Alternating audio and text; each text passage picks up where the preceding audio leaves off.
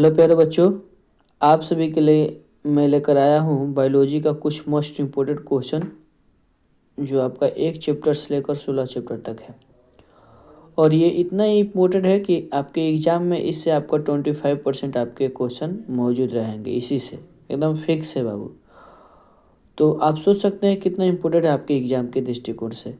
और जो भी मेरे यूट्यूब चैनल पर नए हैं बाबू, आप मेरे यूट्यूब चैनल को सब्सक्राइब कीजिए, वीडियो को लाइक कीजिए, कमेंट कीजिए और ज़्यादा से ज़्यादा मात्रा में आप अपने मित्रों के पास इसे शेयर कीजिए। ठीक है। और ऐसे ही मैं पर डे आपके लिए वीडियो लाते रहूँगा और आपको 70 ऑब्जेक्टिव है, 70 का आंसर आपको बताना, मतलब मैं बताऊँगा और इसमें से आपको बनाना ही रहेगा केवल 35। ठीक है। और ये जो आपको जितने भी मैं बताने वाला हूँ, इससे आपके हर एग्ज़ाम में जो आप 2026 में एग्ज़ाम देने वाले हैं बायोलॉजी का, उसमें आपको 25% इसमें से मौजूद रहेगा। ठीक है। तो चलिए हम लोग ज़्यादा टाइम नहीं लेते हैं, अपने वीडियो को स्टार्ट करते हैं। तो देखिए, सबसे पहले पहला प्रश्न है, निम्नलिखित में कौन प्रतीक मैथुन के लिए है? इसमें हम आपको केवल आंसर ही बताएंगे। ठीक है।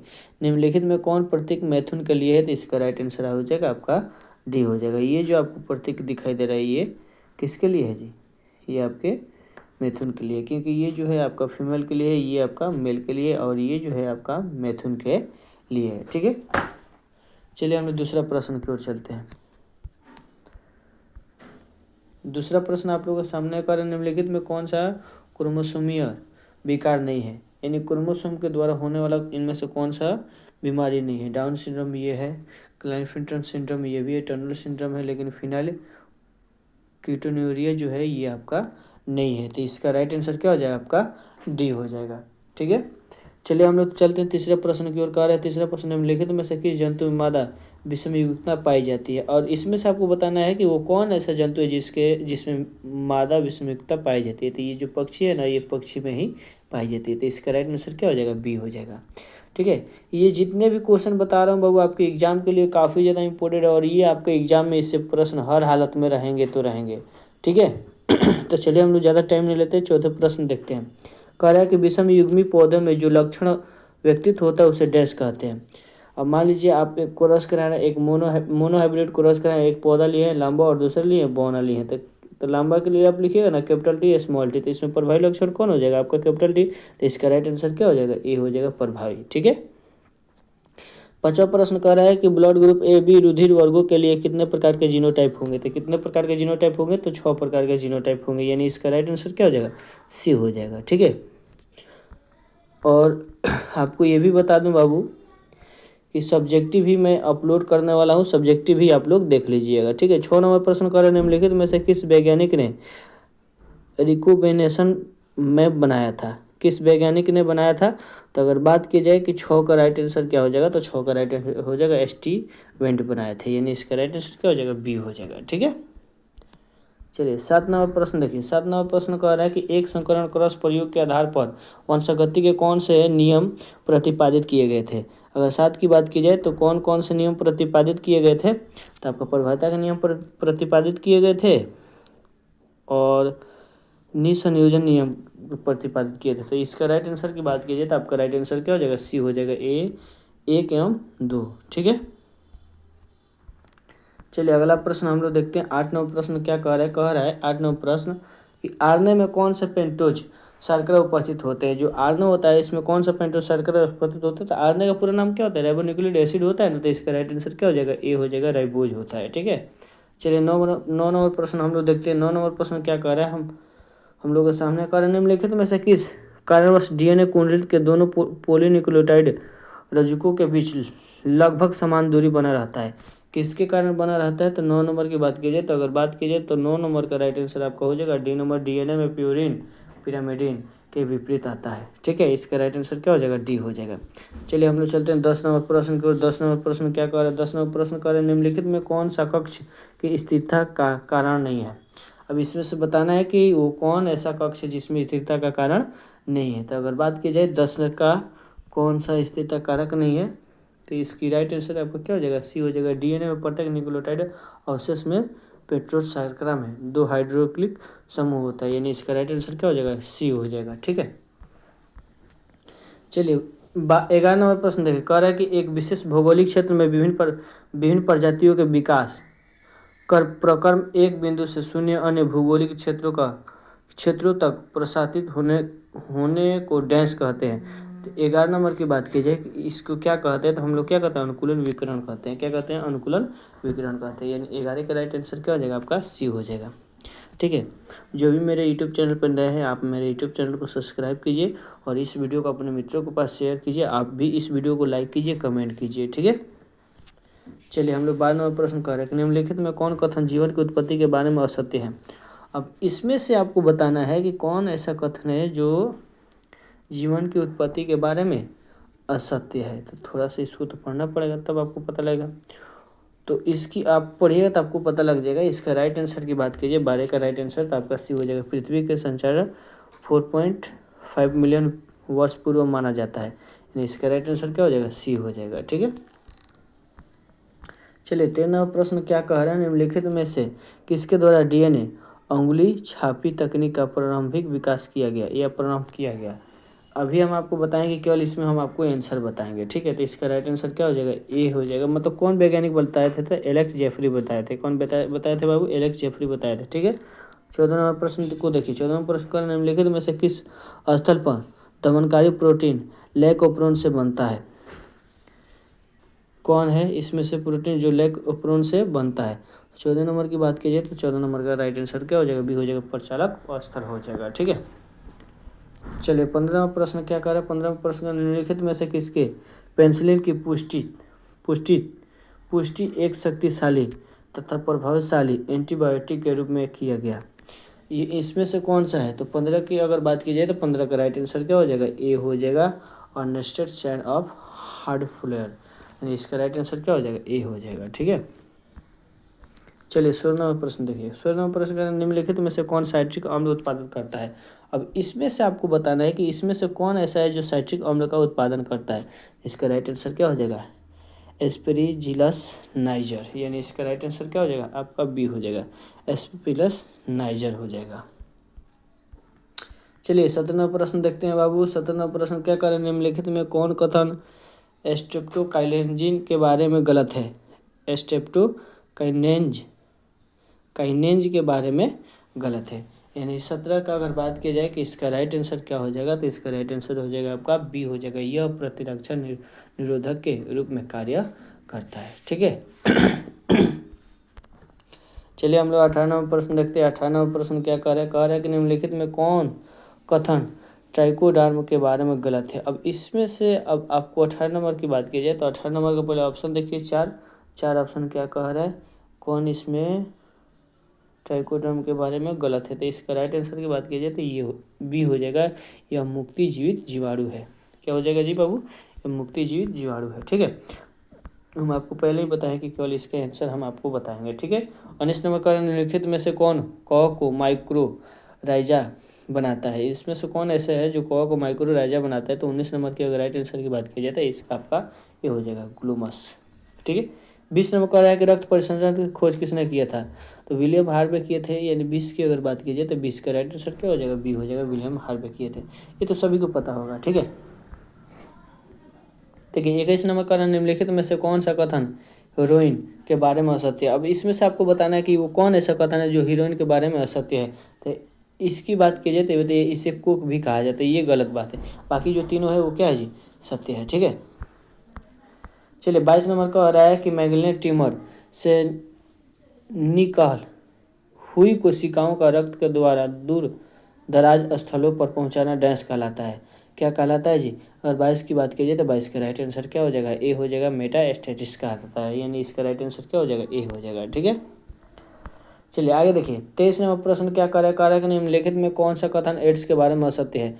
अब इसमें आप पढ़िएगा तो आपको पता लग जाएगा कि कौन सा कथन एड्स के बारे में असत्य है। तो इसका राइट आंसर क्या हो जाएगा, डी हो जाएगा। एड्स में संक्रमित व्यक्ति में बी लसिकाओं की संख्या में उत्तर कमी हो जाती है। ठीक है, इसका राइट आंसर क्या हो जाएगा, डी हो जाएगा। चलिए ये 23 नंबर था। और अब हम लोग देखें 24 नंबर का प्रश्न करें, निम्न में से या निम्नलिखित में से किस अंग में लसीकाणुओं का प्रतिजन के साथ पारस्परिक क्रिया होती है। अब इस 24 नंबर की बात की जाए तो इसका राइट आंसर क्या हो जाएगा, डी हो जाएगा, द्वितीय लसीकाम अंग के द्वारा। ठीक है, आप लोग अब ध्यान से देखिएगा, ये इम्पोर्टेंट है आपके एग्जाम के दृष्टिकोण से। ठीक है, और आप इतना जानिए कि इससे आपके एग्जाम में 25% आपका मौजूद रहेगा। कह निम्नलिखित में से कौन सा एक प्रतिरक्षा रोग है। अब इसमें से कौन ऐसा रोग है, तो बात की जाए तो इसका राइट आंसर क्या हो जाएगा, ये हो जाएगा रूमेटाइड अर्थराइटिस।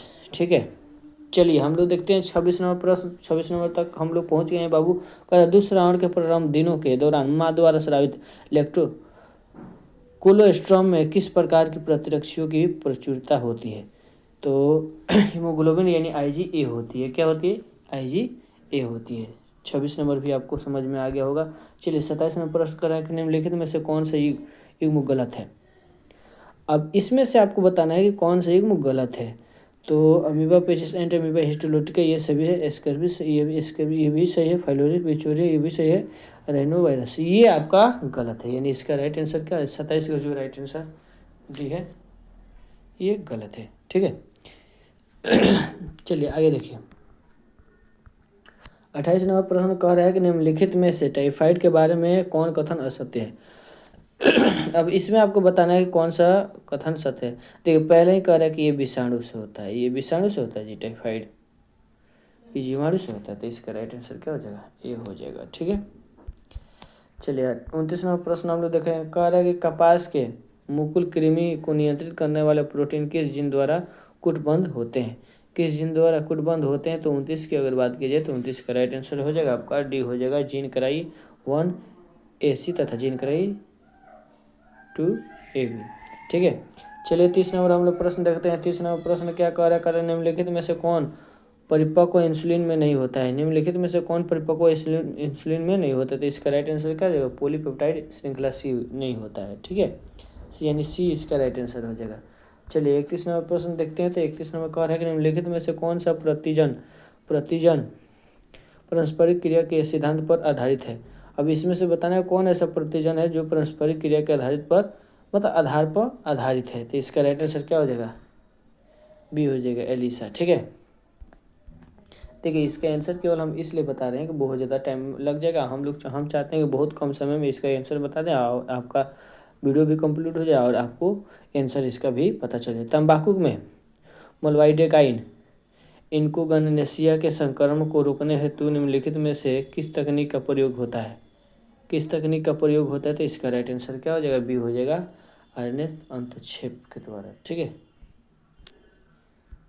चलिए 33 नंबर का आ रहा है कि गोल्डन राइस, ये तो सबको पता होगा। गोल्डन राइस में कौन सा विटामिन स्मिथ होता है, विटामिन A।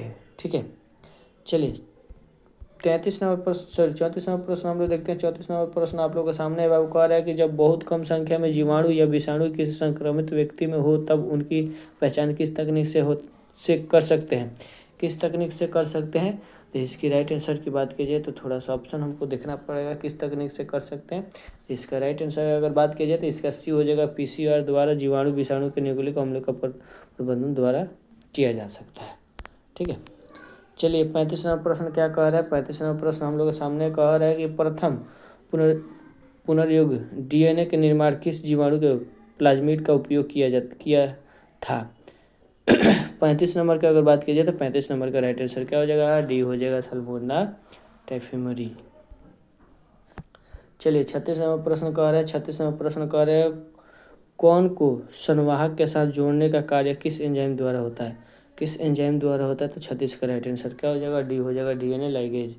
क्या हो जाएगा बाबू, DNA लाइगेज होगा। चलिए 37 नंबर प्रश्न करें निम्नलिखित में से कौन सा प्रथम प्रतिबंध इंडोन्यूक्लिज है, कौन सा है। तो 37 नंबर का राइट आंसर की बात कीजिए तो 37 नंबर का राइट आंसर क्या हो जाएगा, हिंद R1।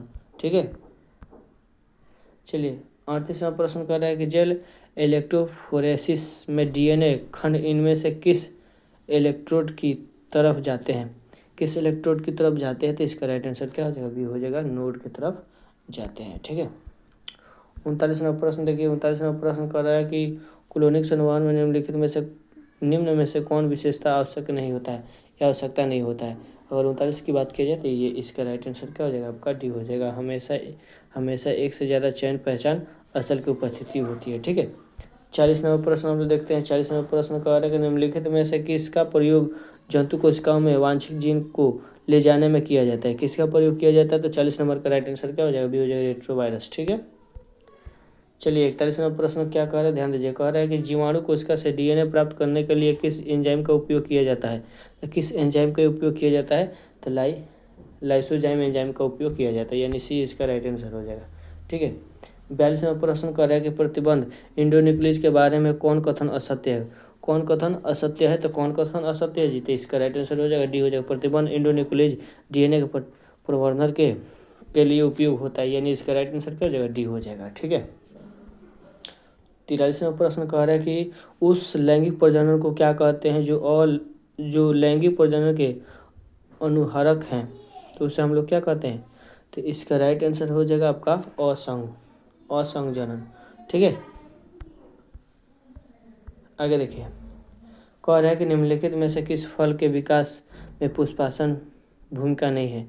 किस फल के विकास में पुष्पासन भूमिका नहीं है? तो 44 नंबर की अगर बात की जाए तो इसका राइट आंसर हो जाएगा डी हो जाएगा, टमाटर हो जाएगा। ठीक है, 45 नंबर प्रश्न हम लोग देखते हैं। 45 नंबर प्रश्न हम लोग के सामने कह रहा है कि निम्नलिखित में से किस बीज में भ्रूण पोष पूरी तरह से विकासशील भ्रूण द्वारा नहीं उपयोग किया जाता है?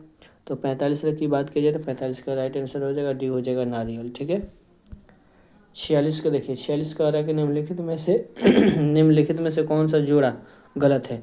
निम्नलिखित में से कौन सा जोड़ा गलत है? युग्मनज भ्रूण, ये सही है, ये भी सही है, ये भी सही है, लेकिन आपका डी नंबर है ये आपका गलत है। भ्रूण कोश में 2 से 3 आपका कोशिकाएं नहीं होती है। ठीक है, 7 से 8 आपके उसमें होते हैं। ठीक है,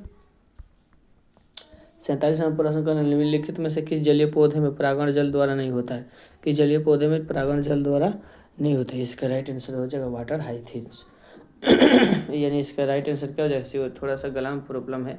ठीक है, इसलिए ऐसे थोड़ा सा आवाज़ आ रहा है, थोड़ा सा एडजस्ट आप लोग कर सकते हैं। 48 में कह रहा है कि एक पादप के एक पुष्प के परागकणों का दूसरे पुष्प के वर्तिका तक स्थानांतरण क्या कहलाता है?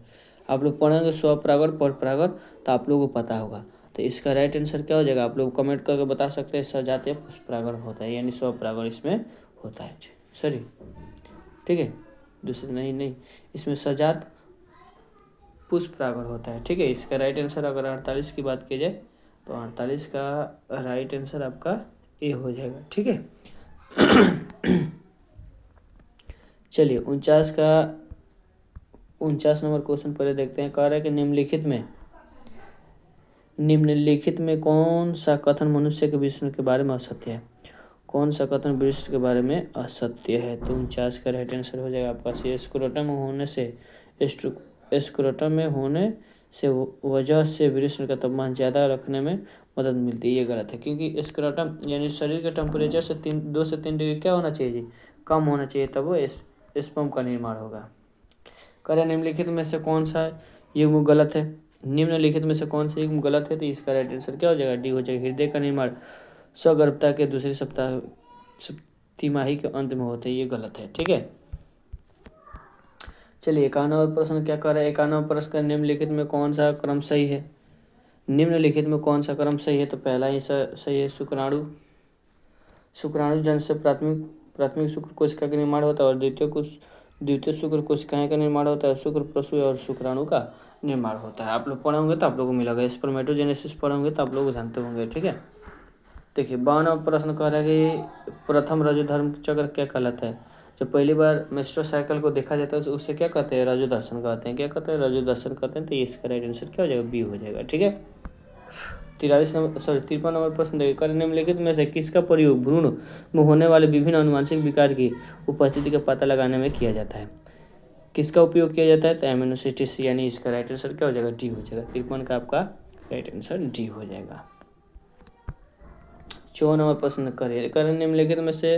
निम्नलिखित में से कौन देश की आबादी बढ़ाने का कारण नहीं है? निम्नलिखित में से कौन देश की आबादी बढ़ाने का कारण नहीं है? तो आपका राइट आंसर हो जाएगा आपका डी हो जाएगा, सहायक जनन प्रौद्योगिकी। ठीक है, ART। चलिए 55 नंबर हम लोग प्रश्न देखते हैं। कह रहा है कि निम्नलिखित में से कौन सा संक्रामक यौन संचारित रोग है? यौन संचारित रोग है, तो यौन संचारित रोग से फैलने वाला आपका एड्स है, सिफिलिस है, गोनोरिया, हेपेटाइटिस है, हर्पिस है। तो इसका राइट आंसर क्या हो जाएगा? सी हो जाएगा। गोनोरिया दिया हुआ है इसमें, ठीक है। आप लोग चौथा चैप्टर पढ़िएगा तो उसमें आपको मिलेगा, ठीक है। यौन संचारित रोग, STT। करेक्ट। निम्नलिखित में से कौन अपने जीवन काल में केवल एक बार प्रजनन करते हैं? तो कौन करते हैं? बांस करते हैं। ये पहला चैप्टर का है, ठीक है। करेक्ट। निम्नलिखित में से किसे ऑस्ट्रेलिया में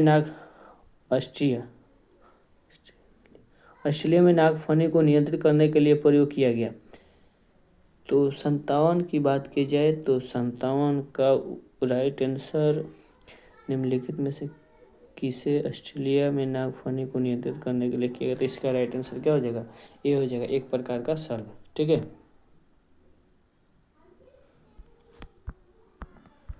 चलिए 58वां प्रश्न देखिए। 58वां प्रश्न क्या कह रहे हैं बाबू? ध्यान दीजिए। कह रहे हैं कि निम्नलिखित में से कौन पर भक्षण की भूमिका नहीं है? निम्नलिखित में से कौन पर भक्षण का भूमिका नहीं है? तो इसका राइट आंसर क्या हो जाएगा? आपका डी हो जाएगा, स्पर्धी शिकार प्रजातियों के बीच प्रतिस्पर्धा का बढ़ना, ठीक है। चलिए 59 नंबर प्रश्न क्या करे? ध्यान दीजिए। करे कि उस प्रक्रम को क्या कहते हैं जिनमें एक जाति की योग्यता दूसरे जाति की उपस्थिति में घट जाती है? तो क्या कहते हैं बाबू? तो इसका राइट आंसर बात कीजिए तो स्पर्धा कहते हैं, कंपटीशन कहते हैं, ठीक है। 60 नंबर कह रहे हैं क्लाउन मछली एक समुद्री एनीमोन के समष्टियों की पारस्परिक क्रिया के इनमें से किसका उदाहरण है? किसका उदाहरण है बाबू?